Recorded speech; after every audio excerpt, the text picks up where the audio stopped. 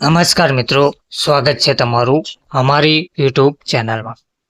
મિત્રો, સમગ્ર શિક્ષા અંતર્ગત શિક્ષણ વિભાગ દ્વારા ગુજરાત શાળા શિક્ષણ પરિષદ દ્વારા એક મહત્વનો પરિપત્ર જાહેર કરવામાં આવી રહ્યો છે, જેમાં વિષય છે શાળા છોડ્યા બાબતના પ્રમાણપત્ર સ્કૂલ લિવિંગ સર્ટિફિકેટમાં વિદ્યાર્થીના નામ લખવાની પ્રથા નિર્ધારિત કરવા બાબત. સંદર્ભ છે ગુજરાત માધ્યમિક અને ઉચ્ચતર માધ્યમિક શિક્ષણ અધિનિયમ 1972 શાળા છોડ્યા બાબતના પ્રમાણપત્ર સ્કૂલ લિવિંગ સર્ટિફિકેટનો નમૂનો. તો ઉપરોક્ત વિષય અને સંદર્ભ અન્યવે જણાવવાનું થાય છે કે રાજ્યની તમામ સરકારી પ્રાથમિક અને માધ્યમિક શાળાઓમાં બાળક એક શાળામાંથી બીજી શાળામાં પ્રવેશ મેળવે તે સમયે તેને જે તે શાળામાંથી સ્કૂલ લિવિંગ સર્ટિફિકેટ શાળા છોડ્યા બાબતનું પ્રમાણપત્ર LC આપવામાં આવે છે.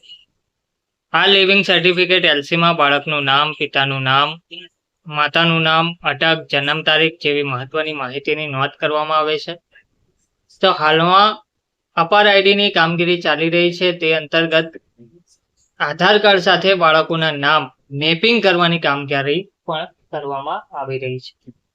તો ઉપરોક્ત બાબત ધ્યાને લેતા હવે આગામી શૈક્ષણિક સત્ર જૂન 2025 થી જે બાળકોને લિવિંગ સર્ટિફિકેટ LC આપવામાં આવે તેમજ શાળામાં નવીન પ્રવેશ મેળવતા બાળકોના જનરલ રજિસ્ટરમાં નામ નોંધણી કરવામાં આવે તેવા બાળકનું આખું નામ લખવામાં નામના અંતે અટકનો ઉપયોગ કરવામાં આવે તે અંગે તથા અપાર આઈડી, આધાર કાર્ડ અને LC તમામ ડોક્યુમેન્ટમાં નામની એકરૂપતા જળવાઈ રહે તે મુજબ આપની કક્ષાએથી ઘટતી કાર્યવાહી કરવા વિનંતી કરવામાં આવી રહી છે.